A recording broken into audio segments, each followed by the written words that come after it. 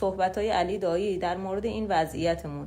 یه لحظه وقت بذار و ببین. بعد خودتون و آقازاده هاتون و همتون خارج از ایران همه کار بکن، همه کار. چجوری تمام نوع نتیجه هاتون تو خارج از ایران؟ یکی از آقازاده هایی که اسمشو عوض کرده هکتور، براش معلومه واسه اون برکت داره. چه برکاتی. من فکر کنم اگه تو غار کهف میرفتیم، اصحاب کهف بودیم، میومدیم بیرون، چنین اتفاقاتی رو نمیتونستیم مشاهده باشیم. مگه میشه تو 1 سال گذشته دلار 1.5 برابر بشه؟ چجوری میتونن مسئولین ما راحت سرشون رو بذارن بخوابن؟ خیلی هاشون شاید ایرانی نیستن که دلشون به حال ملت ایران نمیسوزه. مگه میشه الان با 30 میلیون 40 میلیون زندگی گذرون؟ باید گریه بکنم اما خندن میگیره. افغانستان یکی رو آورده رئیس بانک مرکزیش گذاشته که نه تحصیلات داره نه سواد داره، تورم اونجا نداره. تو مملکت ما سالی بالای 70